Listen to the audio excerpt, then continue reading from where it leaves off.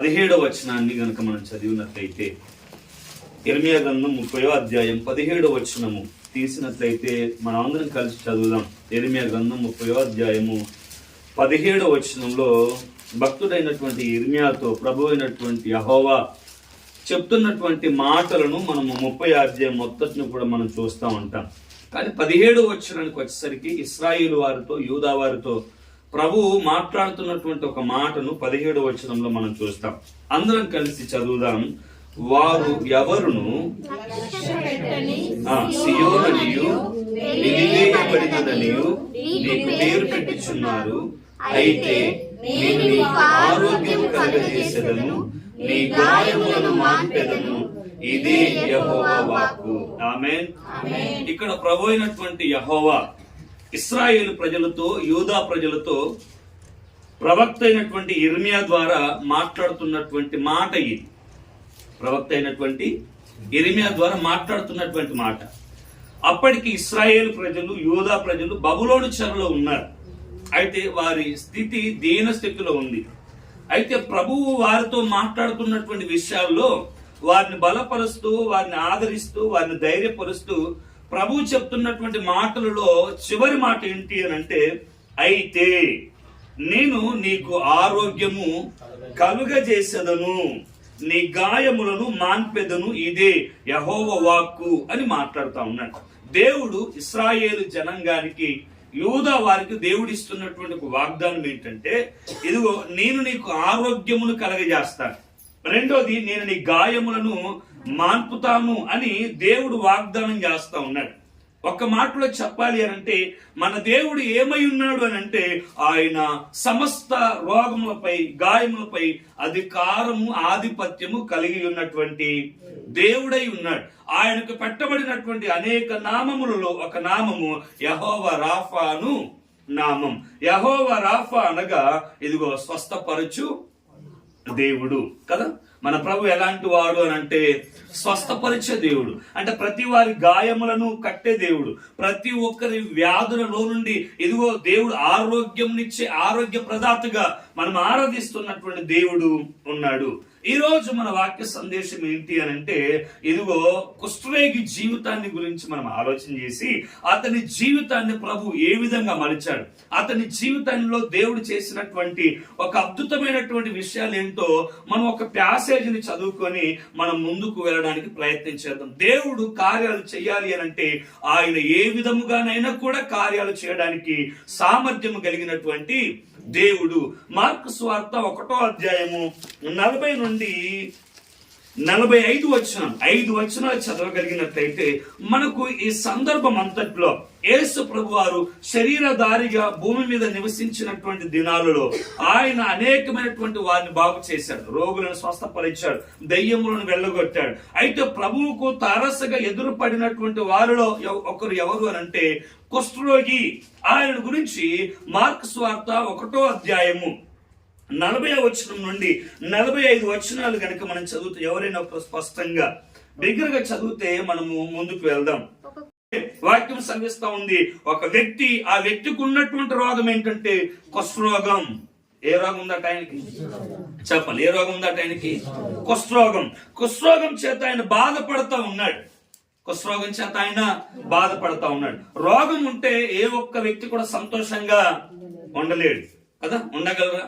ఏదైనా ఒక రోగం కనుక మనిషిని ఆవరిస్తే, అది జ్వరమే కావచ్చు, అదే బలహీనతే కావచ్చు, ఒక వ్యక్తిని కనుక ఆవరిస్తే ఆ వ్యక్తి జీవితంలో సంతోషము ఉండదు. అలాగే ఆ వ్యక్తికి ఉన్నటువంటి రోగం ఏంటంటే కుష్ఠరోగం. దాని చేత ఆయన అనేక సంవత్సరం చేత బాధపడతా ఉన్నాడు, ఇబ్బంది పడతా ఉన్నాడు. అయితే ఒకానొక దినాన యేసు ప్రభు వారు ఎదురొచ్చారు. యేసు ప్రభు వారు ఎదురొచ్చారు. ఎదురు రాగానే ఆయన అంటున్నటువంటి మాట ఏంటంటే, అయ్యా ఇదిగో నేను ఈ రోగం చేత బాధపడతా ఉన్నాను, ఈ రోగం చేత నేను ఇబ్బంది పడతా ఉన్నాను, నాకున్నటువంటి రోగం వలన నాకు మనశ్శాంతి లేనటువంటి జీవితం, నాకున్నటువంటి ఈ పరిస్థితుల వలన ఇదిగో నేను సమాజంలోనికి కూడా వెళ్ళలేనటువంటి దీనమైన దయనీయమైన స్థితిలో నేను ఉన్నాను. కాబట్టి ఇదిగో నీవు నన్ను ఏ విధము చేతనైనా శుద్ధిపరచు, స్వస్థపరచు అని అడుగుతా ఉన్నాడు. అందుకే మనం యిర్మీయా గ్రంథంలో 30వ అధ్యాయంలో మనం చదువుకున్న మాట 17వ వచనంలో దేవుడు ఇశ్రాయేలు ప్రజలతో, యూదా ప్రజలతో ఒక వాగ్దానం చేస్తా ఉన్నాడు. ఏంటంటే, అయితే నేను వారిని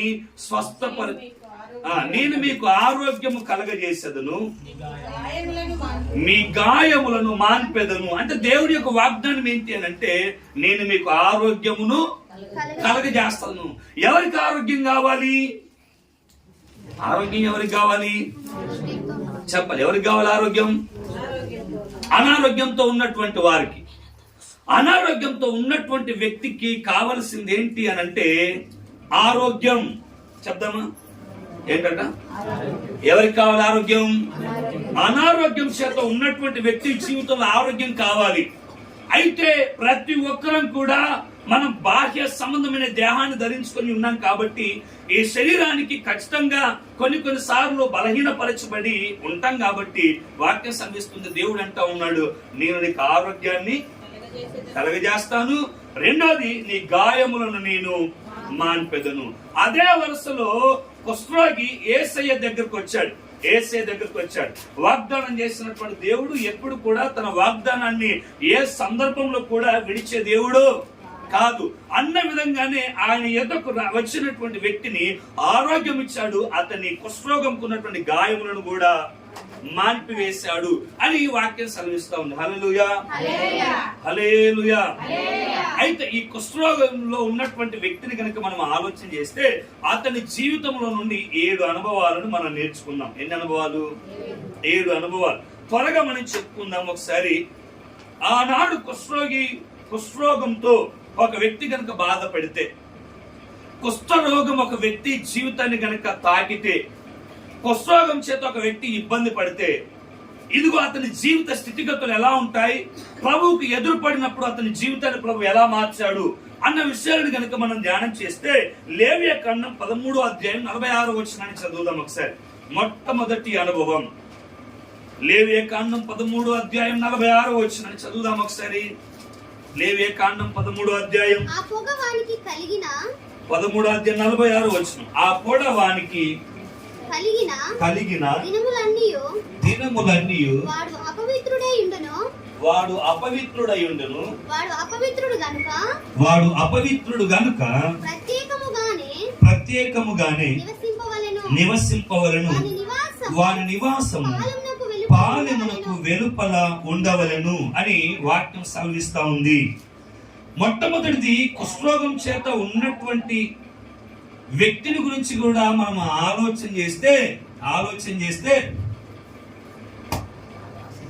వాక్యంలో ఉన్నటువంటి మాట ఏంటి అని అంటే, ఆ పొడ వానికి కలిగిన దినములన్నీ ఇదిగో వాడు అపవిత్రుడై ఉండును వాడు అపవిత్రుడు గనుక ప్రత్యేకముగా నివసింపవలను వారి నివాసం పాలెమునకు వెలుపల ఉండవలను. అంటే కుష్ఠరోగిని ఎక్కడ పెట్టుకుంటారు అని అంటే ఇళ్లలో పెట్టుకోరు, కుటుంబంలో పెట్టుకోరు. ఎక్కడుంటాడు అని అంటే యాజకుడు తన దేహాన్ని పరిశీలించిన తర్వాత, యాజకుడు తన దేహాన్ని తడివి చూసిన తర్వాత, యాజకుడిని చేత పరీక్షింపబడిన తరువాత ఇదిగో అది కుష్ఠరోగమే, అతని పొడలను చూచి అతని దేహాన్ని చూచి అది కుష్ఠరోగమే అని యాజకుడు నిర్ధారణ చేసిన తర్వాత ఆ వ్యక్తిని ఎక్కడ ఉంచేవారు అంటే పాలెము వెలుపల ఉంచేవారు అని వాక్యం సెలవిస్తా ఉంది. ఇప్పుడు మార్కు సువార్త 1వ అధ్యాయం 40వ వచనంలో ఉన్నటువంటి వ్యక్తి ఎక్కడున్నాడు అని అంటే చెప్దాం ఒకసారి. ఎక్కడున్నాడు? ఆ ఊరు వెలపలు ఉన్నాడు, ఆ పాలెం వెలపలు ఉన్నాడు, ఆ ఊరికి వెలపలు ఉన్నాడు, ఊరిలో లేడు. యేసు ప్రభువారు ఇప్పుడు ఒక ఊరికి ఎంటర్ అవుతూ ఉన్నాడు, ఆయన పాలెములకు వెలపల ఉన్నాడు. అంటే ఒక్క మాటలో చెప్పాలంటే ఈ కుష్ఠ యొక్క జీవిత అనుభవం మొట్టమొదటిది ఏంటో తెలుసా? వెలివేయబడినటువంటి జీవితం. ఏ జీవితం అయింది? కొంచెం బిగ్గరగా చెప్దామా? వెలివేయబడిన జీవితం. ఎందుకు వెలివేశారు అని అంటే ఇది అతనికి ఉన్నటువంటి కుష్ఠరోగమును బట్టి. చాలా మంది ఏం చేస్తారో తెలుసా? వెలివేస్తా ఉంటారు. ఎవరు వెలివేశారు వీణ్ణి అని అంటే యాజకుడు వెలివేశాడు. ఎవరు వెలివేశారు వీణ్ణి అని అంటే కుటుంబస్తులు కూడా వెలివేశారు. ఎవరు వెలివేశారు వీణ్ణి అంటే గ్రామం అంతా కూడా వెలివేశారు. ఎందుకు వెలివేయబడవలసి వచ్చింది అని అంటే అతనికి ఉన్నటువంటి కుష్ఠరోగమును బట్టి. వెలివేయబడిన జీవితం, ఒంటరి జీవితం, ఎవరు లేనటువంటి జీవితం, పట్టించుకోలేనటువంటి జీవితం, మాట్లాడేవారు కూడా లేనటువంటి జీవితం, ఒక్కడే పాలెమునకు వెలుపట బ్రతుకుతా ఉన్నాడు. ఏ ఒక్కరు కూడా అతని ఎద్దకు వచ్చి పరామర్శించే వారు కూడా లేరు. నీ జీవితం ఎలా ఉంది, నీ కుష్ఠరోగం ఎలా ఉంది అని కనీసం అడగడానికి తల్లి లేదు, తండ్రి లేదు. ఒక్కడే పాలెం వెలుపట బ్రతుకుతా ఉన్నాడు. వెలివేయబడిన జీవితంలో ఈ కుష్ఠరోగి ఉన్నాడు. హల్లెలూయా. ఎలా ఉంది తన జీవితం? వెలివేశారు ఆయన్ని, కుటుంబస్తులు వెలివేశారు, గ్రామం వెలివేసింది. పాలెం వెలుపట ఒక్కడే బ్రతుకుతా ఉన్నాడు, రోగం చేత బ్రతుకుతా ఉన్నాడు. వెలివేశారు ఆయన్ని. వెలివేయబడినటువంటి జీవితం. ఈ రోజు మనం చూస్తే యేసు ప్రభులో ఉన్నటువంటి శ్రేష్టమైన ఔన్నత్యం ఏంటంటే, ఇదిగో వెలివేయబడిన ప్రతి వాణిని కూడా మరలా పాలెంలోనికి తీసుకురావడానికి ఆయన సామర్థ్యం కలిగినటువంటి దేవుడు ఆయన. వెలివేయబడిన ప్రతి బ్రతుకును కూడా మరలా సమూహంలో కలపడానికి ఆయనకు సామర్థ్యం ఉంది. వెలివేయబడిన ప్రతి వాడిని కూడా మరలా కుటుంబంతో కలపడానికి ఆయన సామర్థ్యం ఉంది. వెలివేయబడిన ప్రతి ఒక్క వ్యక్తిని కూడా మరలా ఇదిగో శ్రేష్టమైన ఆశీర్వాదముల చేత నింపగలిగిన సామర్థ్యం ఆయనకు ఉంది. అందరూ వెలివేశారు, అందరూ కూడా వెలివేశారు. ఈ రోజు మనకున్నటువంటి సమాజంలో చూస్తే చాలా మంది వెలివేయబడినటువంటి స్థితిలో ఉంటారు.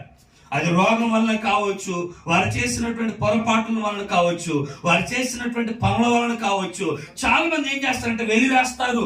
కులంలో నుంచి వెలివేయచ్చు, లేకపోతే సమాజంలో నుండి వెలివేయచ్చు. వారు చేసిన ప్రతి పొరపాటు వలన వారు వెలివేస్తే, నా ప్రభు అంటా ఉన్నాడు, వెలివేయబడిన ప్రతి జీవితాన్ని మరలా నేను తిరిగి కుటుంబంతో కలుపుతాను ఆయన అంటా ఉన్నాడు. ఎంతమంది వెలివేసినా ఆయన వెలివేసే దేవుడు కాదు.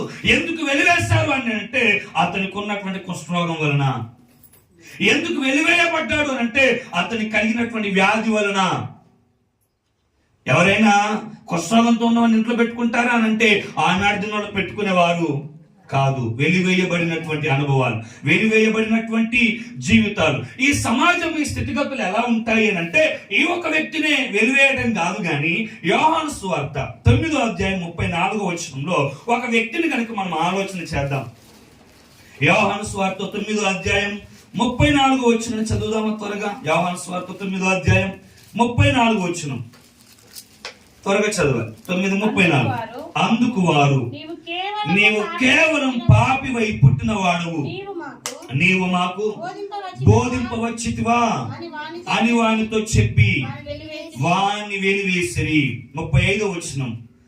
పరిసయ్యులు వానిని వెలివేసిరని యేసు విని వానిని కనుగొని, నీవు దేవుని కుమారుని యందు విశ్వాసం ఉంచుచున్నావా అని అడిగను. ఇక్కడ ఉన్నటువంటి సందర్భం ఏంటంటే, దేవుడు ఆ యవనస్తుని జీవితంలో అద్భుత కార్యం చేశాడు. ఏం అద్భుత కార్యం చేశాడు అని అంటే, వాడు పుట్టుకతోనే ఎవరట? గుడ్డివాడు.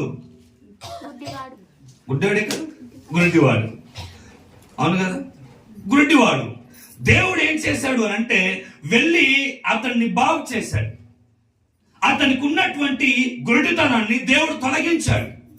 అతనికి ఉన్నటువంటి గుడ్డితనం నుంచి దేవుడు స్వస్థపరిచాడు, విడుదల కలగజేశాడు. అయితే విడుదల పొందిన తర్వాత ఇదిగో అతడు యేసును చూడలేదు, సంతోషంతో ఇంటికి వెళ్ళాడు. అందరూ కూడా విభ్రాంతి నందుతా ఉన్నారు. ఇదిగో అసలు ఇతని గుడ్డితనం నుంచి విడిపించిన వారు ఎవరు? తల్లిదండ్రులకు అర్థం కానటువంటి పరిస్థితి, సమాజానికి అర్థం కానటువంటి పరిస్థితి, పరిచయాలకు అర్థం కానటువంటి పరిస్థితి. మొత్తానికి అందరిలో కలవరం మొదలైంది. అందరిలో కలవరం మొదలైంది. అయితే పరిసయ్యులు, శాస్త్రులు అందరూ కూడా తల్లిదండ్రులు పిలిచి అడుగుతా ఉన్నాడు, ఇదిగో ఇతడు నీ కుమారుడేనా అని అడుగుతా ఉన్నారు. అవునయ్యా, ఇతడు నా కుమారుడే. మరి ఇది ఎలా స్వస్థపరచబడ్డాడు? ఒక మాట చెప్పాలి అని అంటే, యేసయ్య స్వస్థపరిచాడని మాట చెప్తే ఎక్కడ వెలివేస్తారు అని, వాడు వయసు వచ్చిన వాడే, వాడిని మీరు అడగండి అని చెప్తా ఉన్నారు. తల్లిదండ్రులు తప్పించేసుకున్నారు. తల్లిదండ్రులు తప్పేసుకున్న తర్వాత ఇదిగో సాక్షాత్తుగా స్వస్థత పొందిన వాడిని పిలుచుకొని వచ్చి వాడిని అడుగుతా ఉన్నాడు, నువ్వు ఎలా స్వస్థపరచబడ్డావు అంటే, ఇది ఒక వ్యక్తి నన్ను స్వస్థపరిచాడు, యేసు. అసలు జరిగే కార్యం కాదు అని అంటే, ఇదిగో స్వస్థత పొందాను, స్వస్థపరిచాడు. లోకం పుట్టిన మొదలుకొని ఇలాంటి కార్యం జరుగుట మేము చూడలేదు అని సాక్ష్యం ఇస్తా ఉన్నారు. అసలు ఇలాంటి సంగతి మేము వినలేదు అని చెప్తా ఉన్నారు. ఇలా చెప్తా ఉంటే లేదు నేను స్వస్థపడ్డానని ఈ వ్యక్తి వాళ్ళతో వాదిస్తా ఉంటే అతను అన్నమాట ఏంటంటే, పాపివైన నీవు మాకు ఉందా? అక్కడున్న మాట ఏంటి? పాపివైన నీవు మాకు బోధింప వచ్చితివా అని వానితో చెప్పి వెలివేశారు. ఎవరు వెలివేశారు? పరిసయ్యులు వెలివేశారు. పరిసయ్యులు ఎందుకు వెలివేశారు? మాకంత ధర్మశాస్త్రం అంత తెలుసు, మాకు బాగా తెలుసు అని చెప్పేసి, పాపివైన నీవు చెప్తే మేము నేర్చుకోవాలా? పాపివైన నీవు మాకు బోధించే సామర్థ్యం నీకుందా అని వాడిని ఏం చేశారో తెలుసా? వెలివేశారు. వెలివేయబడ్డాడు. కుష్ఠరోగం కలిగిన వాడు కూడా తనకున్నటువంటి కుష్ఠరోగం చేత వెలివేయబడ్డాడు. అందులో తప్పేం లేదు. ఎందుకనంటే మోషే ధర్మశాస్త్ర ప్రకారం యూదులకు అది సాంప్రదాయం కాబట్టి వారు చేయవలసిన పని. మరి ఈయన ఎందుకు వెలివేశారు? ఏ కుష్ఠరోగం ఉందని వెలివేశారు? ఏ రోగం చేత బాధపడుతూ ఉన్నాడని వెలివేశారు? వెలివేయబడ్డానికి ఏమైనా రీజన్స్ ఉన్నాయి అక్కడంటే ఏం లేవు. ఇదిగో నన్ను స్వస్థపరిచాడని చెప్పినందుకు ఇదిగో పాపమైన నీవు మాకు బోధిస్తున్నావా అని కోపంతో వెలివేశారు, కక్షతో వెలివేశారు. అతను వెలివేయబడ్డాడన్న సంగతి యేసు విని వదిలేశాడా? ఏం చేశాడు? దొరికే వరకు కనుగొన్నాడు. హల్లెలూయా. దొరికే వరకు కనుగొన్నాడు, విడిచిపెట్టలేదు. ఇదిగో ఈ రోజు నిన్ను ఎవరు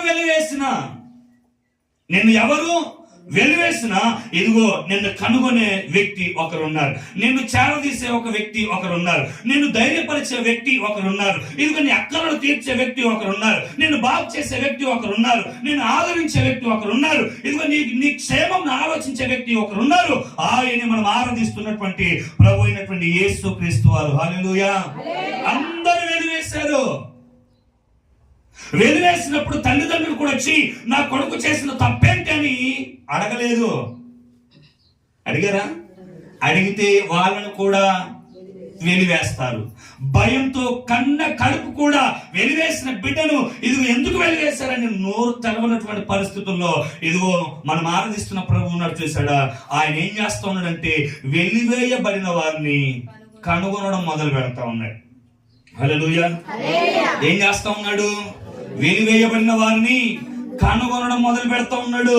ఈ రోజు వాక్యం వింటున్నటువంటి మనమందరి జీవితం మనం గుర్తు పెట్టుకోవాల్సింది ఏంటంటే, మనుషులు వెలివేసినా, లోకం వెలివేసినా, ఇదిగో బంధువులు వెలివేసినా, ఎవరు మనల్ని వెలివేసినా, మనల్ని వెలివేయబడినటువంటి మనల్ని కనుగొనే వ్యక్తిని మనము దేవునిగా కలిగి ఉన్నాం. వెలివేయబడినటువంటి వ్యక్తులని లోకమంతా వదిలేసుకుంటది, కానీ ఇదిగో మనం ఆరాధిస్తున్న ప్రభు మనల్ని వదులుకోవడానికి సిద్ధంగా లేడు. మనం ఎవ్వరు చేత వెలివేయబడ్డా ఆయన తన కౌగిటిలో హత్తుకునేటువంటి దేవుడు కదా. వెలివేయబడినటువంటి జీవితం. అతన్ని కుష్ఠరోగం చేత వెలివేస్తే ఇతన్ని వెలివేయాలనే వెలివేస్తా ఉన్నా. ఇప్పుడు ప్రపంచంలో జరిగేటువంటి దారుణాలు ఇవే. క్రైస్తవులు వెలివేసేది ఎందుకో తెలుసా? సేవకులు వెలివేసేది ఎందుకో తెలుసా? ప్రభువుని ఆరాధించే సంఘాలని వెలివేసేది ఎందుకో తెలుసా? ఇదిగో వారు చెప్పిందే సత్యం వెలివేస్తా ఉన్నారు. ఇదిగో ఈ ప్రభుత్వాలు వెలివేసినా, అధికారులు వెలివేసినా, లోకం వెలివేసినా, మనల్ని కనుగొని చేరదీసే యేసయ్య మనకు ఉన్నాడు. ఆమేన్. మనల్ని ఏ సందర్భంలో కూడా ఆయన విడిచిపెట్టే దేవుడు కాడు. నాటికి నేటికి ఒక దౌర్భాగ్యమైన స్థితి సమాజంలో ఉంది. నాటికి నేటికి దౌర్భాగ్యమైన స్థితి సమాజంలో ఉంది. అదేంటంటే యోహాను సువార్త 12వ అధ్యాయం 42వ వచనాన్ని చదువుదాం ఒకసారి. యోహాను సువార్త 12వ అధ్యాయం 42వ వచనాన్ని చదువుదాం ఒకసారి. అయినను అధికారులలో కూడా అనేకులు ఆయన యందు విశ్వాసముంచిరి గాని సమాజములో నుండి వెలివేయబడుదునేమో అని పరిసయ్యులకు భయపడి వారు యేసును ఒప్పుకొనలేదు. ఈ రోజు సమాజం అంతా ఎలా ఉంది? కులమంతా ఎలా ఉంది? మనుషులంతా ఎలా ఉన్నారు? యేసుని ఎక్కడ సొంత రక్షకుడని నోటితో ఒప్పుకుంటే వెలివేయబడుదుమేమో అని ఏం చేస్తా ఉన్నారు తెలుసా? లోకానికి భయపడి, అధికారులకు భయపడి, మత గురువులకు, మత పెద్దలకు భయపడి ఏం చేస్తా ఉన్నో తెలుసా? యేసుని సొంత రక్షకుడిగా విశ్వాసం ఉంచట్లేదు. చాటుగా అనేక మంది నక్కల్లాగా ఆరాధిస్తున్నటువంటి వారు ఉన్నారు. యేసును బహిర్గతంగా ఒప్పుకుంటే ఎక్కడ మా ఉద్యోగాలు పోతాయో, యేసును బహిర్గతంగా ఒప్పుకుంటే ఎక్కడ మాకున్నటువంటి పర్సంటేజ్ పోద్దో, యేసును బహిర్గతంగా ఒప్పుకుంటే ఇదిగో మాకు ఉన్నటువంటి ఎక్కడ అధికారాన్ని మేము కోల్పోతామని చెప్పేసి, ఎక్కడ మమ్మల్ని వెలివేస్తామని చెప్పేసి నేటికి ధైర్యంగా యేసుయే మా రక్షకుడు అని చాలా మంది ఒప్పుకోలేనటువంటి పరిస్థితుల్లో ఉన్నారు. ఎందుకో తెలుసా? వాళ్ళకున్నటువంటి భయం, మేము ఎక్కడ వెలివేయా పడతామేమో అని. నిన్ను వెలివేస్తే ఇదిగో నీవు నమ్ముకున్నటువంటి దేవుడు ఉన్నాడు చూసారా, ఇదిగో ఆయన ఖాళీగా కూర్చొని చూసే దేవుడు కాదు. ఏం చేస్తాడు? వెలివేయబడినటువంటి నీ యొద్దకు వచ్చి నిన్ను కనబడటం మొదలు పెడతాడు ఆయన. నేను చావ చేయడం మొదలు పెడతాడు ఆయన. మొట్టమొదటిది ఈ కుష్ఠరోగిలో ఉన్నటువంటి అనుభవం ఏంటో తెలుసా? వెలివేయబడినటువంటి జీవితం. అందరూ నేను వెలివేసిన యేసు నిన్ను వెలివేసే దేవుడు కాదు. రెండో అనుభవాన్ని చెప్తాను, చూద్దాం ఒకసారి. అదే మార్క్స్ 1:40 చదువుదాం ఒకసారి. చదువుదాం, అక్కడే ఉన్నాను. ఆయన ఎదుట వచ్చి ఆయన ఎదుట మోకాళ్ళుని నీకిష్టమైతే నన్ను శుద్ధినిగా చేయగలవని ఆయనతో చెప్పి ఆయనను వేడుకొనగా. ఇక్కడ కుష్ఠరోగి మాట్లాడుతున్న మాట రెండోది ఏంటంటే నీకు ఇష్టమైతే అని అన్నాడు కదా. ఏమన్నాడు? నీకు ఇష్టమైతే అంటే దాని అర్థం ఏంటి? ఇంతవరకు నన్ను ఇష్టపడిన వారు ఎవరు కూడా లేరు. నా రోగమును బట్టి నన్ను ఎవరు ఇష్టపడలేదు. నాకున్నటువంటి పొడలను చూసి నన్ను ఎవరు కూడా ఇష్టపడలేదు. నాకున్నటువంటి ఈ వ్యాధిని చూసి నన్ను ఎవరు కూడా ఇష్టపడలేదు. ప్రభువా నీకు ఇష్టమేనా నేను అని అడుగుతా ఉన్నాడు. రెండో అనుభవం ఏంటంటే మనుషుల చేత ఇదిగో ప్రేమింపబడని జీవితం. మనుషుల ప్రేమను కోల్పోయాడు. ఒకటి వెలివేయబడిన జీవితం, రెండోది మనుషుల ప్రేమను కోల్పోయినటువంటి జీవితం. ఏ మనుషుడు కూడా ప్రేమగా మాట్లాడే దిక్కు లేదు. ఎలా ఉందిరా నీకు కుష్ఠరోగం అనేది అడిగే దిక్కు లేదు. ఎలా ఉన్నావని పరామర్శించే దిక్కు కూడా లేదు. దయనీయమైన పరిస్థితిలో ఉన్నాడు. అందుకే అంటా ఉన్నాడు, అయ్యా నాకున్నటువంటి ఈ వ్యాధిని బట్టి, ఉన్నటువంటి నాకు ఈ రోగాన్ని బట్టి, నాకున్నటువంటి ఈ సమస్యను బట్టి, నాకున్నటువంటి ఈ యొక్క బలహీనతను బట్టి ఎవరు నన్ను ఇష్టపడట్లేదయ్యా. కొన్ని సందర్భాలలో భార్య భర్తలకు భారంగా అవుతారు. అర్థమైందా? కొన్ని సందర్భాలలో పిల్లలే తల్లిదండ్రులకు భారంగా అయిపోతా ఉంటారు. కొన్ని సందర్భాలలో వృద్ధాప్యంలోకి తల్లిదండ్రులు వచ్చేసరికి ఇదిగో పిల్లలకు తల్లిదండ్రులు భారమైపోతా ఉంటారు. ప్రేమగా మాట్లాడే ఆప్యాయత మాటలు కూడా కరువైపోతా ఉంటాయి. మనుషుల ప్రేమను కోల్పోయి ఎంతో మంది ఆత్మహత్యలు చేసుకుంటా ఉన్నారు. సరైనటువంటి ప్రేమ దొరకక ఇదిగో వారి బాధను వినక అర్థం చేసుకోకుండా అనేకులు కూడా జీవితం నాశనం చేసుకునే వారు లేకుండా పోలేదు. వెలివేయబడ్డాడు. ఏ మనుషుని చేత ప్రేమను పొందుకునే స్థితిలో లేడు. నిజంగా ప్రేమిస్తారా? మనకి ఏదైనా గట్టి సమస్య వచ్చి, మనకేదైనా రోగం వచ్చి, మనకున్నటువంటి అందాన్ని కోల్పోయి, మనకున్నటువంటి సమస్యను కోల్పోయి, మనకున్నటువంటి బలాన్ని కోల్పోయి అందవికారముగా ఇదిగో నిరుత్సాహ స్థితిలో మంచం మీద పడి ఉన్నప్పుడు అప్పుడు మనం ప్రేమించేవారు ఉంటారా? ప్రేమిస్తారా? మొదట నిన్ను ప్రేమిస్తా అన్నవారే ఇదిగో మనము దిగజారిపోయి బలహీనమైన స్థితిలో మొత్తం అస్థిపంజరంలో ఉన్నప్పుడు, అందాన్ని సొగసంతటి కోల్పోయినప్పుడు ఇదిగో మన నుంచి దూరంగా వెళ్ళిపోతా ఉంటారు. ఎందుకు వెళ్ళిపోతారు అని అంటే ఇదిగో నిన్ను ప్రేమించడానికి ఏ నైపుణ్యత, ఏ లక్షణాలు నీలో వారికి కనబడలేదు. అయితే వాక్యం సెలవుస్తున్న మాట తెలుసా? ఇదిగో కుటుంబం ప్రేమించినప్పటికీ, కుటుంబస్తుల దగ్గరికి తీయనప్పటికీ ఇదిగో సమాజం అంతా కూడా ఇష్టపడనటువంటి స్థితిలో ఉన్నాడు. ఏ మనుషులు ఇష్టపడని స్థితిలో ఉన్నాడు. కానీ వాక్యం సెలవుస్తుంది, ప్రభువా నా కుటుంబానికే నేను ఇష్టంగా లేకపోయాను, సమాజానికి నేను ఇష్టంగా లేకపోయాను, బంధువులకు నేను ఇష్టంగా లేకపోయాను, కడకు నా తోబుట్టువులకు కూడా నేను ఇష్టంగా లేకపోయాను. నువ్వైనా నన్ను ఇష్టపడతావా అని అడుగుతా ఉంది. దాని అర్థం అదే, నీకు ఇష్టమైతే అర్థం ఏంటి? ఎంతవరకు నన్ను ఇష్టపడిన వారు ఎవరు కూడా లేరు. ప్రేమ కోసం పరితపిస్తున్నాను, అయినా కనీసం కొంచెం ప్రేమ చూపించిన వారు కూడా ఎవరు లేరు. నీకు ఇష్టమేనా? నేను ఇలా రోగంతో ఉన్నా నీకు ఇష్టమేనా? నన్ను బాగు చేయడం నీకు ఇష్టమేనా? నన్ను స్వస్థపరచడం నీకు ఇష్టమేనా? నా రోగం తీసివేయడం నీకు ఇష్టమేనా? మనుషులైతే రోగాన్ని చూసి వద్దు వద్దంటున్నారు. ప్రభువా నువ్వు కూడా అలాంటి వాడివేనా? అని డౌట్ వచ్చేసింది ఆ వ్యక్తికి. నువ్వు కూడా అలాంటి వ్యక్తివేనా? మనుషుల వలె నువ్వు చీకొడతావా నా రోగాన్ని చూసి, లేకపోతే నన్ను నేనంటే నీకు ఇష్టమేనా అని అడుగుతా ఉన్నాడు కదా. అంటే ప్రభు అన్నాడు, ఏమన్నాడు? నాకు ఇష్టమే. హల్లెలూయా. ఏమన్నాడు చెప్పాలి? ఏమన్నాడు ప్రభు? నాకు ఇష్టమే. ఎప్పుడన్నాడు ఆ మాట? వెలివేయబడిన తర్వాత. ఎప్పుడన్నాడు ఆ మాట? ఏ ప్రేమను కోల్పోయినటువంటి దయమైన స్థితిలో ఉన్నప్పుడు యేసయ్య అంటున్నావంటే ఏంటో తెలుసా? ఇదిగో నువ్వంటే నాకు ఇష్టమే, నువ్వు నాకు ఇష్టమే. నేను రోగాన్ని చూచి ఇదిగో నేను ఇష్టపడకుండా మనుషులకు దూరం పెట్టే దేవుణ్ణి కాదు, నువ్వు నాకు ఇష్టమే. నువ్వు ఎందుకు ఇష్టమో తెలుసా? నిన్ను ఆయన తన స్వరూపంలో చేసుకున్నాడు. నువ్వు ఎందుకు ఇష్టమో తెలుసా? ఆయన నీ కోసం తన ప్రాణాన్ని పెట్టాడు. నువ్వు ఎందుకు ఇష్టమో తెలుసా? ఇదిగో ఆయన నిన్ను తన మహిమలో చేర్చుకోవాలనుకుంటా ఉన్నాడు. నువ్వు ఎందుకు ఇష్టమో తెలుసా? ఆయనతో పాటు సహవాసం చేయాలనుకుంటా ఉన్నాడు. నువ్వంటే ఎందుకు ఇష్టమో తెలుసా? ఇదిగో నీ స్థితి అంతటిని ఎందుకు ఆయన మార్చాలనుకుంటున్నాడు తెలుసా? ఇదిగో ఆయన నీ పట్ల వాంఛ కలిగి ఉన్నాడు. ఎంత వాంఛ అంటే అవసరమైతే తన ప్రాణాన్ని నీ కొరకు ఫలంగా పెట్టగలిగినంత ఇష్టం నీకు. అయ్యా నేనంటే నీకు ఎంత ఇష్టం అంటే ఇదిగో నీ కోసం నా ప్రాణాన్ని సహా పెడతానంటాడు ఆయన. హల్లెలూయా. ఎవరంటారు ఈ మాట? నేనంటే నీకు ఎంత ఇష్టమనంటే నువ్వు ఇష్టం కాదు కానీ నేను చెప్పేస్తానే లోకంలో ఉన్నావు. కానీ నేనంటాడు నీవంటే ఎంత ఇష్టమని నువ్వు కూర్చొని ప్రభువుని అడుగు. ఆయన చెప్పే ఒకటే ఒక మాట, ఇదిగో నీ కోసం దెబ్బలు తినే అంత ఇష్టం నాకు. నీ కోసం నేను ఇదిగో నా చేతుల్లో కాళ్ళల్లో మ్రేకులు గుచ్చేంత ఇష్టము నాకు. నీ కోసం చనిపోయేంత ఇష్టం నాకు. అంత ఇష్టపడతా ఉన్నాడు మనల్ని.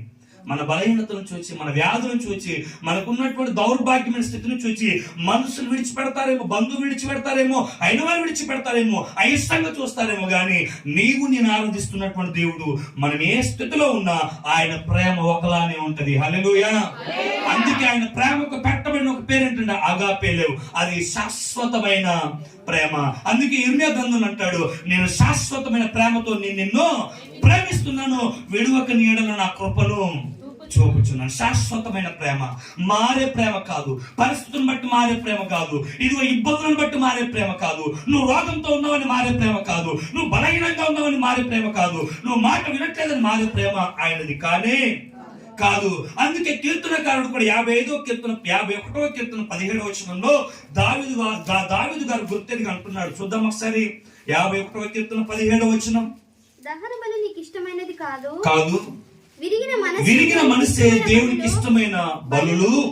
దేవా విరిగి నలిగిన హృదయమును అలక్ష్యం చేయవు. ఎవరిష్టమాట? ఏ మనసు ఇష్టం ఆయనకు? దేవునికి ఇష్టమైన మనసు ఏంటి? విరిగిన మనసే. విరిగింది వరకే నచ్చద్దా? మనం ఒక షాప్కి వెళ్ళాం, ఒక వస్తువు కనిపించింది, అది నచ్చింది, చేతి నుంచి జారిపోయింది, పడిపోయింది. నువ్వు మళ్ళీ ఇష్టపడతావా? విరిగిన జీవితాన్ని గాని, విరిగిన మనసుని గాని, నలిగిపోయిన బ్రతుకులను గాని ఎవరికి కూడా ఇష్టము ఉండదు. కానీ కీర్తనకారుడు అంటాడు, ప్రభువా నీ ఇష్టాన్ని గురించి నేను చెప్పాలి అని అంటే విరిగిన మనస్సును నువ్వు ఇష్టపడే దేవుడవు. నలిగిన వారిని నువ్వు అలక్ష్యం చేసే దేవుడు కాదు. మనుషులు అలక్ష్యం చేయొచ్చు నిన్ను. కొన్నిసార్లు వారికి ఉన్నటువంటి పనులను బట్టి, వారికి ఉన్నటువంటి స్థితిగతులను బట్టి నిన్ను అలక్ష్యం చేస్తారేమో, నిన్ను పట్టించుకోలేమో, నీ బాగోగును విచారించలేమో, నువ్వు ఎలా ఉన్నావని కూడా అడగలేమో. కానీ ఈ రోజు నిన్ను పిలుచుకున్న దేవుడు, నిన్ను కనుగొన్న దేవుడు ఎలాంటి వాడు తెలుసా? ఇదిగో ఆయన నిన్ను లక్ష్య పెడతా ఉన్నాడు. ఆయనకి ఎంత బిజీ ఉన్నా నిన్ను విడిచే దేవుడు కాదు. అంత ప్రేమ మనమంటే ఆయనకి, అంత ఇష్టం మనమంటే ఆయనకి, అంత వాంఛ మనమంటే ఆయనకి. ఒకటి ఇక్కడ అంటా ఉన్నాడు, ప్రభువా నేను నీకు ఇష్టమేనా? హల్లెలూయా. ఏమంటా ఉన్నాడు? నేను నీకు ఇష్టమేనా? అవును, నువ్వు నాకు ఇష్టమే. మూడో అనుభవం అతని జీవితంలో కనుక మనం చూస్తే లేవియా కాండము 13వ అధ్యాయం, లేదా అదే వచనం చదువుదాం, లేకపోతే సరే ఇది చదువు. లేవియా కాండం 13వ అధ్యాయం 45వ వచనం చదువుదాం ఒకసారి. ఆ పొడగల కుష్ఠరోగి వస్త్రములను చింపివేయవలెను, వాడు తల విరియబోసుకొనవలెను, వాడు తన పై పెదవిని కప్పుకొని అపవిత్రుడును అపవిత్రుడును అని బిగ్గరగా పలుకవలను. ఏమని పలకాలట? అంటే ఇప్పుడు కుష్ఠరోగిలో ఉన్నటువంటి మూడో అనుభవం ఏంటో తెలుసా? అపవిత్రమైనటువంటి జీవితం. ఒకటి వెలివేయబడిన జీవితం, రెండోది మనుషుల ప్రేమను కోల్పోయినటువంటి జీవితం, మూడోది అపవిత్రమైన జీవితం. ఎలా ఉన్నాడు ఇప్పుడు? అపవిత్రుడయ్యాడు. ఎలా అపవిత్రుడయ్యాడు అని అంటే అతనికి ఉన్న కుష్ఠరోగమును బట్టి అతన్ని అపవిత్రునిగా ఎంచారు యాజకులు. హల్లెలూయా. ఎలా అపవిత్రుడయ్యాడు? అతనికి ఉన్నటువంటి కుష్ఠరోగమును యాజకుడు పరిశీలన చేసిన తర్వాత వీడు అపవిత్రుడు అన్నాడు. ఈ కుష్ఠరోగి చేయవలసిన పని ఏంటి అని రాస్తా ఉన్నాడు. ఇదిగో వస్త్రములను ఏమన్నాడు? చింపివేయవలను, వాడు తల విరియబూసుకొనవలను, వాడు తన పై పెదవిని కప్పుకొని అపవిత్రుడను అపవిత్రుడను అపవిత్రుడని బిగ్గరగా. ఎందుకు? లేకపోతే మనుషులు వస్తారు మన దగ్గరికి. అపవిత్రమైనటువంటి జీవితం, అపవిత్రమైన జీవితం ఎవరికి నచ్చిద్ది? చెడిపోయిన జీవితం ఎవరికి నచ్చిద్ది? ఇదిగో మూడో అనుభవం ఏంటో తెలుసా? అపవిత్రమైన జీవితాన్ని ఆయన పవిత్రంగా మార్చాడు. ఇప్పుడు సమస్య ఏంటి? ఎలా పవిత్రుడయ్యాడు అని అంటే కుష్ఠరోగం ఉన్నందుకు అపవిత్రుడు అన్నారు. మరి కుష్ఠరోగం పోతే అంతే కదా, కుష్ఠరోగం ఉన్నందుకు అపవిత్రుడు అన్నారు. మరి కుష్ఠరోగం నయమైతే పవిత్రుడే. ఇప్పుడు యేసు ప్రభు ఇదిగో వెలివేయబడిన వాని దగ్గరికి వెళ్ళాడు, ప్రేమను కోల్పోయిన వాని దగ్గరికి వెళ్ళాడు, వాడిని ముట్టాడు. ఇదిగో నువ్వు శుద్ధుడు కమ్మని చెప్పాడు, శుద్ధుడయ్యాడు అని దాని అర్థం ఏంటి? వానిలో ఉన్నటువంటి అపవిత్రత పోయింది. ఏమొచ్చేసింది? పవిత్ర వచ్చేసింది. శుద్ధుడైపోయాడు, పవిత్రుడైపోయాడు కదా. వానికంటే వాని రోగం బట్టి అపవిత్రుడు అన్నారు. మరి మనం అని అంటే ఇంకా రెఫరెన్స్ వద్దు కానీ ఎఫెసీయులకు రాసినటువంటి పత్రిక 5వ అధ్యాయం 1-2 వచనం అంటాడు, నేను అపరాధముల చేతను పాపముల చేతను చచ్చిన వారై ఉండగా. మనిషి అపరాధంలో చచ్చిపోయాడు, మనిషి పాపముల చేత చచ్చిపోయాడు. అంటే మనిషి ఒక్క రీతిలో చెప్పాలి అని అంటే మనిషి తను చేస్తున్నటువంటి పాపమును బట్టి, జన్మ పాపము కావచ్చు, కర్మ పాపము కావచ్చు, పాపమును బట్టి మనిషి అపవిత్రుడైపోయాడు. పాపపు క్రియలు జరిగిస్తూ మనిషి అపవిత్రుడైపోతా ఉన్నాడు. హల్లెలూయా. అయితే మొదటి యోహాను పత్రిక 1వ అధ్యాయం 7వ వచనంలో చెప్తాడు. చదువుదాం ఒకసారి. మొదటి యోహాను పత్రిక 1వ అధ్యాయము. అయితే ఆయన వెలుగులోనున్న ప్రకారం మనమును వెలుగులో నడిచిన ఎడల మనము అన్యోన్య సహవాసము గలవారమై ఎందుము. అప్పుడు ఆయన కుమారుడైన యేసు రక్తము ప్రతి పాపము నుండి మనలను పవిత్రులుగా చేయు. ఎలా పవిత్రపరచబడ్డాం ఈ రోజు? మనం ఎలా పరిశుద్ధపరచబడ్డాం? ఎలా శుద్ధీకరించబడ్డాం అనంటే యేసు క్రీస్తు అను మన ప్రధాన యాజకుడైన గొర్రె పిల్ల రక్తం చేత మనం పవిత్రపరచబడ్డాం. అతను ఎలా పవిత్రపరచబడ్డాడు అనంటే ఇదిగో ప్రభువా, ఇదిగో నేను అపవిత్రుడనయ్యా, నన్ను శుద్ధునిగా అలా పవిత్రునిగా చెయ్యి. ఆయన తన వాక్కు చేత ఆయన శుద్ధుడవటం నాకు ఇష్టమే అన్నాడు, శుద్ధుడైపోయాడు. కానీ మనల్ని పరిశుద్ధపరచడానికి, మనల్ని శుద్ధీకరించడానికి ఇదిగో ఎంతోమంది యాగాలు చేశారు, ఎంతో మంది బరువులు అర్పిస్తా ఉన్నారు, ఎంతో మంది పొట్టేళ్లను చంపుతా ఉన్నారు, ఎంతో మంది గొర్రెలను చంపేస్తా ఉన్నారు, ఎంతో మంది మేకలను వధిస్తా ఉన్నారు. అయినా ఏ ఒక్కడి ఇదిగో శరీరంలో ఉన్న పాపము ఏ మాత్రం కూడా తీసివేయబడలేకపోతున్నటువంటి దుస్థితిమైనటువంటి పరిస్థితుల్లో మన ప్రధాన యాజకుడైనటువంటి యేసు మహిమను విడిచిపెట్టి, సింహాసనాన్ని విడిచిపెట్టి భూమి మీద నరావతారిగా ఆయన ఉద్భవించి ఆయన చేసిన యాగం ఏంటో తెలుసా? మన కొరకు తనను తానే బలిగాను అర్పణముగాను అప్పగించుకున్నాడు. దేన్ని బట్టి తెలుసా? మనిషి ఎవరు అని అంటే ఒక మాట చెప్పాలంటే అపవిత్రుడు. మనిషి ఎవరు? అపవిత్రుడు. ఎలా అపవిత్రుడయ్యాడు? చేస్తున్నటువంటి క్రియలను బట్టి. అంటే ఈ వ్యక్తిని అపవిత్రునిగా ఎంచారు. ఎలా అపవిత్రునిగా ఎంచారు అని అంటే అతనికి ఉన్నటువంటి రోగమును బట్టి అతనిని అపవిత్రునిగా ఎంచారు. మనం ఎలా అపవిత్రమయ్యారంటే ఇదిగో మనకు ఉన్నటువంటి పాపమును బట్టి, దోషమును బట్టి మనము కూడా అపవిత్రులముగా ఉన్నప్పుడు యేసు క్రీస్తు రక్తము వలన మనం పవిత్రులముగా, నీతిమంతులముగా, నిర్దోషులుగా ఇదిగో శుద్ధీకరించబడ్డాము. అది మన ప్రధాన యాజకుడైన యేసు క్రీస్తు రక్తం ద్వారా. ఎన్ని చెప్పుకున్నాం మనం? ఇప్పుడు 3 చెప్పుకున్నాం. దగ్గరకు చెప్తాం ఒకసారి. హల్లెలూయా, హల్లెలూయా. మొదటిది ఏంటిది? ఆ కుష్ఠరోగి జీవితం ఎలా ఉంది అని అంటే, ఒకటి వెలివేయబడిన జీవితం, రెండోది మనుషుల ప్రేమను నోచుకోలేని కోల్పోయినటువంటి జీవితం, మూడోది అపవిత్రమైనటువంటి జీవితం దేవుడు పవిత్రపరిచాడు. ప్రేమను కోల్పోయిన జీవితం దేవుడు ప్రేమను పరిచాడు. వెలివేయబడిన జీవితం మరలా దేవుడు తన హక్కున చేర్చుకున్నాడు. 4వ అనుభవం అదే 1వ అధ్యాయము 40వ వచనాన్ని చదువుదాం ఒకసారి. అందులోనే మనకు చాలా విషయాలు ఉన్నాయి. ఒక కుష్ఠరోగి ఆయన యొద్దకు వచ్చి ఆయన ఎదుట మోకాళ్ళుని నీకు ఇష్టమైతే నన్ను శుద్ధినిగా చేయగలవని ఆయనతో చెప్పి ఆయనను వేడుకొనగా. అంటే 4వ అనుభవం ఏంటో తెలుసా? ప్రార్థనా జీవితం. ఏ అనుభవం ఉంది ఇందులో? ప్రార్థనా జీవితం. ఎలా ఉన్నాడు అని అంటే ఆయన ఎదుట మోకాళ్ళుని. ఇప్పుడు మిమ్మల్ని ఒక ప్రశ్న అడుగుతాను. కుష్ఠరోగం అంటే ఎలా ఉంటదంటే శరీరం అంతా కూడా అంతా పొక్కులుగా ఉంటాయి కదా. ఇప్పుడు నీరు గారుతా ఉంటది. ఆ రోగం చేత బాధపడుతున్నటువంటి వ్యక్తి అరికాలు మొదలుకొని తలనెత్తి వరకు ఈ వ్యాధి ఉంది.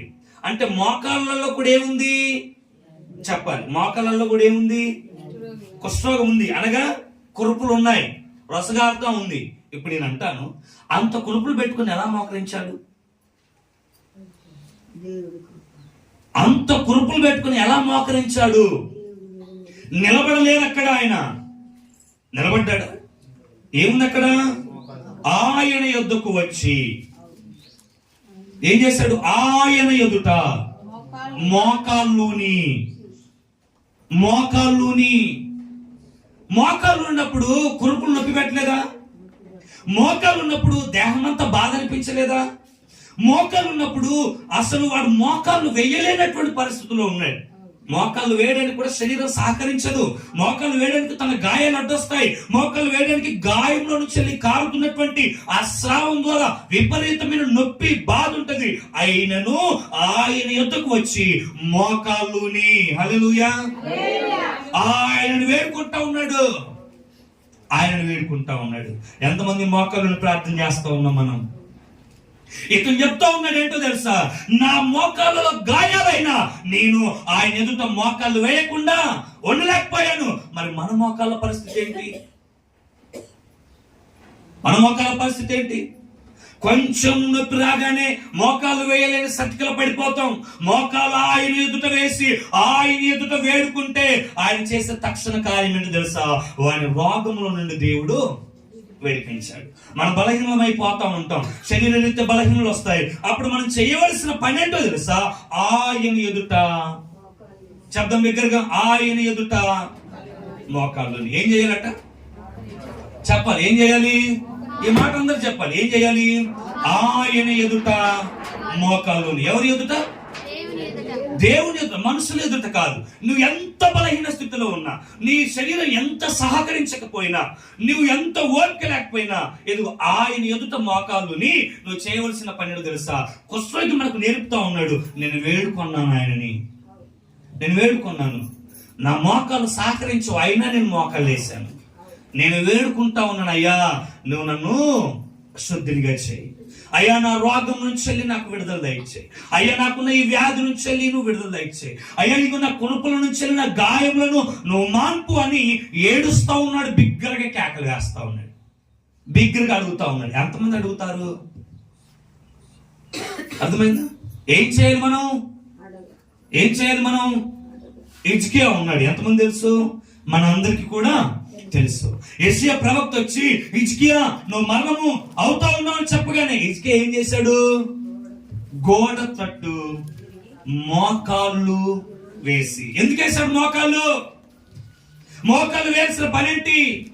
మోకాలు వేసి ప్రార్థన చేస్తున్నాడు, అయ్యా ఇదిగో నీ దృష్టికి నేను న్యాయముగా, సత్యముగా, యథార్థముగా ఎలా బ్రతికానో అయ్యా నీ కృపతో ఒకసారి నన్ను జ్ఞాపకం చేసుకో అని కన్నీరు కార్చి మోకాలు ఏడుస్తా ఉంటే దయగలిగిన ప్రభు వెంటనే యేసయ్యతో మాట్లాడుతూ ఉన్నాడు, నా యొక్క కుమారుడైన హిజ్కియా యొద్దకు వెళ్ళి నేను ఆయుష్ను పొడిగిస్తానని చెప్పు. మోకాల ప్రార్థనకు అంత బలం ఉంది, మోకాల ప్రార్థనకు అంత శక్తి ఉంది, మోకాల ప్రార్థనకు అంత అధికారం ఉంది, అంత ఆధిపత్యం ఉంది. నినెవె పట్టణ ప్రజలు రాజు మొదలుకొని చిన్న పిల్లల వరకు ఆయన ఎదుట గోడ పట్ట కట్టుకొని మోకాళ్ళని ప్రార్థన చేస్తే నాశనము రావాల్సిన పట్టణం మీదకి, ఉగ్రత రావాల్సిన పట్టణం మీదకి దేవుని కృప కనికరం దిగి వచ్చింది. హల్లెలూయా, హల్లెలూయా.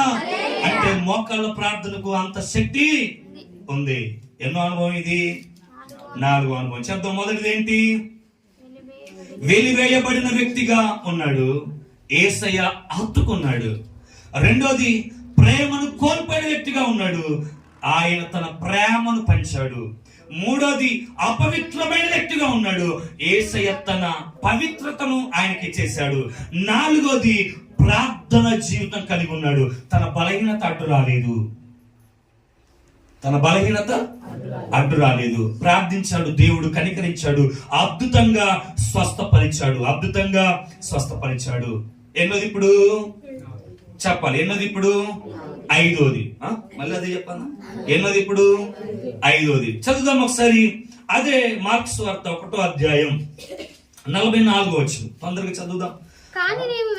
కానీ నీవు వెళ్ళి వారికి సాక్షార్థమై నీ దేహమును యాజకునికి కనబరుచుకొని నీవు శుద్ధుడవైనందున.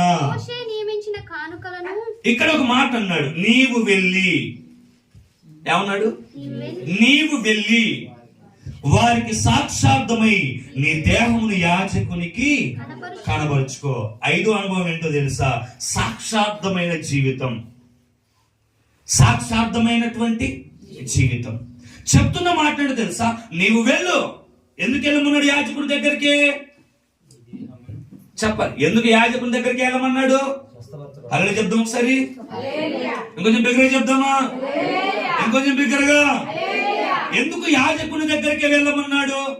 నువ్వు ఇంటికి వెళ్ళని చెప్పొచ్చుగా, బంధువుల దగ్గరికి వెళ్ళని చెప్పొచ్చుగా, ఎరుగు పొరుగు వారి దగ్గరికి వెళ్ళని చెప్పొచ్చుగా, స్నేహితుల దగ్గరికి వెళ్ళొచ్చు అని చెప్పొచ్చుగా. అన్నావా? ఇక్కడ కుష్ఠరోగితో వెళ్ళిపోయామా యాజకుల దగ్గరికి? పోలేగా. చెప్దాం. ఎందుకు కుటుంబం దగ్గరికి వెళ్ళమని చెప్పలేదు? ఎందుకు తల్లిదండ్రుల దగ్గరికి వెళ్ళమని చెప్పలేదు? ఎందుకు బంధువుల దగ్గరికి వెళ్ళమని చెప్పలేదు? ఎందుకు స్నేహితుల దగ్గరికి వెళ్ళమని చెప్పలేదు? యాజకుని దగ్గరికి ఎందుకు వెళ్ళమన్నాడు ఆయన? ఎందుకు? అర్థం కాలేదా? యాజకుని దగ్గరికే ఎందుకు వెళ్ళమని చెప్పాడు యేసు ప్రభు? ఓకే, సమయం లేదు కాబట్టి చెప్తా ఉన్నా. అసలు ఈ కుష్ఠరోగాన్ని నిర్ధారించేది ఎవరు? యాజకుడే. కుష్ఠరోగం అని నిర్ధారణ తర్వాత పాద వెలుపులకు పంపించేది ఎవరు? యాజకుడే. ఇప్పుడు వీళ్ళు డైరెక్ట్ గా ఇంటికి పోతే కుటుంబంలో ఉన్నవారు పో పో పో పో అంటారు. డైరెక్ట్ గా ఇంటికి వెళ్తే వెళ్ళిపో అంటారు. అదే యాజకుని దగ్గరికి వెళ్తే ఏం చేస్తాడు? మళ్ళీ శరీరం అంతటిని కూడా చూస్తాడు, పొడలు చూస్తాడు, వెంట్రుకలు చూస్తాడు, దేహం అంతా ఎలా ఉందో చూస్తాడు. చూసిన తర్వాత ఒక సర్టిఫికెట్ ఇస్తాడు. ఏంటి అని అంటే, ఇతని కుష్ఠరోగము పోయింది. కుష్ఠరోగం ఉందని ఏ నోటితో చెప్పారో కుష్ఠరోగం పోయింది అని కూడా అదే నోటితో. నీ దేవునికున్న సత్తా ఏంటో తెలుసా? ఎందుకు క్యాన్సర్ గడ్డ ఉందని ఏ నోటితో చెప్తారో క్యాన్సర్ గడ్డ పోయిందని కూడా అదే నోటితో చెప్తారు. నీకు ఇంకా ఏమైనా పెట్టుకో, అందులో బలహీనత ఉందని ఎవరు చెప్పారో బలహీనత పోయిందని కూడా వాళ్ళతోనే చెప్పిస్తాడు. యాజకుని దగ్గరికి ఎందుకు వెళ్ళమన్నాడు అని అంటే, ఏ యాజకుడు అయితే కుష్ఠరోగం ఉందని పంపించేశాడు అదే యాజకుడు మరలా ఇన్వైట్ చేస్తూ ఉన్నాడు, నీ కుష్ఠరోగం పోయింది, నువ్వు ఇంటికి వెళ్ళిపో అని. సాక్షార్థమైన జీవితం. దేవుడు మనల్ని బాగు చేసిన తర్వాత మనం ఆయనకు సాక్షిగా బ్రతకాలి. హల్లెలూయా, హల్లెలూయా. ఏం చేయాలి? సాక్షిగా బ్రతకాలి. ఏం చేస్తారు? చాలా మంది బాగుపడతారు, మళ్ళీ ప్రభువుని విడిచిపెడతారు. బాగుపడతారు, మందిరాన్ని విడిచిపెడతారు, బాగుపడతారు, ఇంకా మరలా దేవుడి సన్నిధికి రారు. అవసరం వచ్చినప్పుడు దేవుడు, అవసరం వచ్చినప్పుడు సేవకుడు, అవసరం వచ్చినప్పుడు ప్రార్థన. ఇదిగో ఈ కుష్ఠరోగి చెప్పే మాట్లాడు తెలుసా, ఇదిగో ఏదో తాత్కాలికంగా నేను దేవుడిని ఆశ్రయించట్లేదు, ఆయన నన్ను బాగు చేశాడు కాబట్టి బాగుపడిన తర్వాత బాగు చేసిన వ్యక్తికి నమ్మకంగా బ్రతుకుతాను. హల్లెలూయా. బాగు చేసిన వ్యక్తికి విధేయత కలిగి బ్రతుకుతాను, స్వస్థపరిచిన వ్యక్తికి విధేయత కలిగి బ్రతుకుతాను. సాక్షార్థమైన జీవితం. చాలా మంది కానీ అక్కడ ఉండదు. ప్రభు చెప్తున్నాడు, ఇగో కుష్ఠరోగి చేత వాక్యం మాట్లాడుతుంది. యేసు చేత బాగుపడ్డావా, యేసు చేత విడుదల పొందావా, యేసు చేత కృపను పొందుకున్నావా, రోగం నుంచి వెళ్ళి విడుదల పొందావా, అయితే యేసు కొరకు నిలబడి బ్రతుకో. అర్థమైందా? ఆయన కొరకు నిలబడి బ్రతుకు. సాక్షార్థంగా నీవు బ్రతకాలి లోకంలో. ఇదిగో పలానా స్థితిలో నుండి నా ప్రభు నన్ను విడిపించాలని ధైర్యంగా చెప్పగలగాలి నీవు. హల్లెలూయా. ధైర్యంగా చెప్పగలగాలి, అంతేగాని సాటున వెళ్ళి పోవద్దు. మీకు ఇంకో చిన్న ఎగ్జాంపుల్ చెప్పాలా? 12 ఏళ్ల రక్తస్రావం కలిగిన స్త్రీ యేసును ముట్టగానే ఆయనలో ఉన్నటువంటి ప్రభావము వెళ్ళిపోయింది.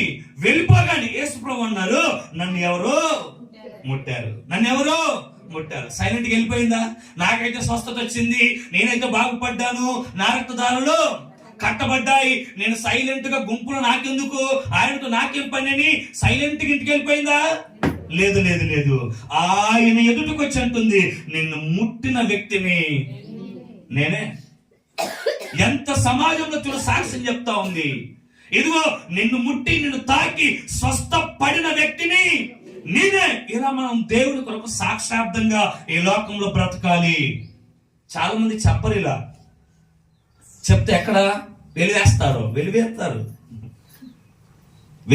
కాబట్టి ప్రభు చేసే కార్యాలన్నీ హైడ్ చేయాలి, దాచుకోవాలి. కాదు కాదు కాదు. ప్రభువుని జీవితంలో చేసిన ప్రతి కార్యాన్ని కూడా లోకంలో చాటింపు వేసి చెప్పే వ్యక్తిగా నీవు బ్రతకాలి. హల్లెలూయా, హల్లెలూయా.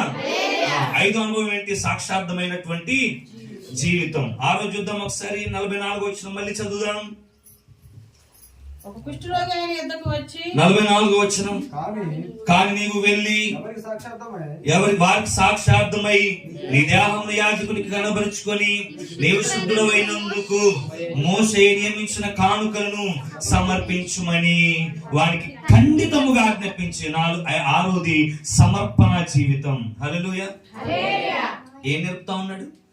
మోషే నియమించిన కానుకలను సమర్పించమని వానికి ఖండితముగా. హలో, ఎలా చెప్పాడు?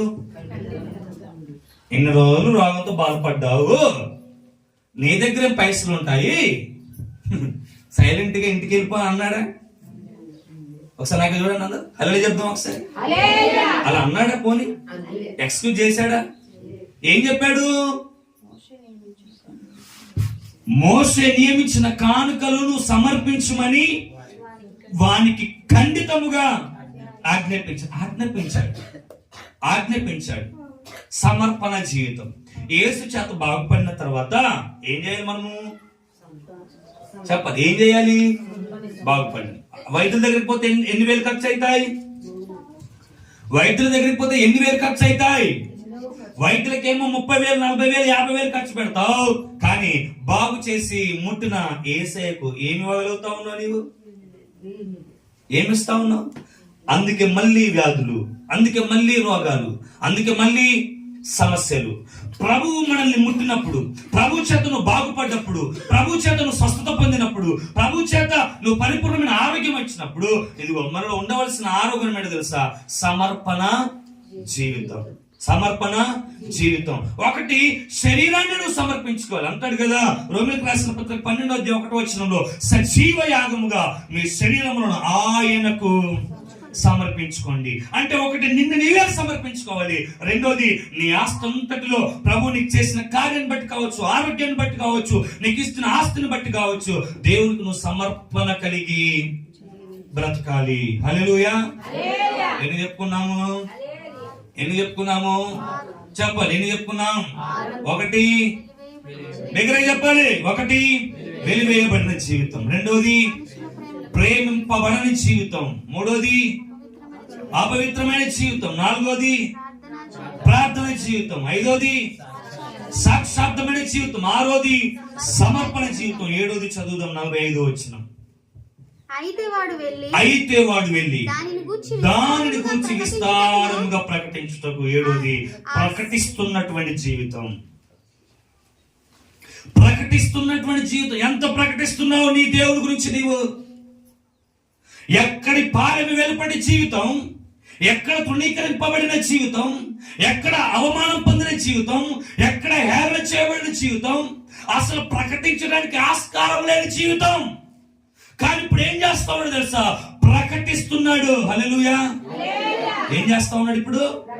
ప్రకటిస్తున్నాడు. ఏం ప్రకటిస్తున్నాడు? ఇదిగో నన్ను బాగు చేశాడు ఆయన, ఇదిగో నన్ను ముట్టాడు ఆయన. మనుషుల ప్రేమను కోల్పోయినప్పుడు ఆయన తన ప్రేమను పంచాడు. నన్ను అపవిత్రుడిగా ఎంచినప్పుడు ఇదిగో ఆయన నన్ను పవిత్రుడిగా చేశాడు. నేను వెలివేయబడినప్పుడు ఆయన నన్ను హత్తుకున్నాడు అని ప్రకటించడం మొదలు పెడతా ఉన్నాడు. ఎంత ప్రకటిస్తున్నావు నీవు నీ దేవుని గురించి? ఎంత ప్రకటిస్తున్నావు? ఎంత ప్రకటిస్తున్నావు? ఎంత ప్రకటించగలుగుతా ఉన్నావు నీ ప్రభువుని? ఎంత పరిచయం చేస్తా ఉన్నావు లోకానికి? ఆయన చేసే కార్యాలు కావచ్చు, నీ జీవితంలో చేసే అద్భుతాలు కావచ్చు, ఆయన నీ జీవితంలో వ్యతిరేకతలు ఎన్నిటిని తొలగించాడు ఇప్పటి వరకు, వాటన్నిటి విషయం ఎంతగా నువ్వు దేవుని ప్రకటిస్తున్నావు. 7వది అంటాడు, అయ్యా ఆయన నా జీవితంలో చేసిన కార్యాన్ని నేను ప్రకటించకుండా ఉండలేను. కుష్ఠరోగి బాగుపడ్డ తర్వాత ప్రకటించడం మొదలు పెడతా ఉన్నాడు. మనము కూడా ఆయన గురించిన ప్రకటించు వారముగా ఉందుముగాక. ఆయన రక్షణను ప్రకటించు వారముగా ఉందుముగాక. ఆయన స్వార్థను ప్రకటించు వారముగా ఉందుముగాక. ఆయన కొరకు ప్రతి గడిని మనం తొక్కుదుముగాక. మనం ఆయన కొరకు ప్రకటించే బిడ్డలంగా లేపబడాలి. మనం మౌనంగా ఉండొద్దు. ప్రకటించే గుంపులో మనం ముందుగా ఉండాలి. అట్టి కృప పరిశుద్ధాత్మ దేవుడు మనకు అనుగ్రహించును గాక. దగ్గర చెప్దాం ఆమేన్.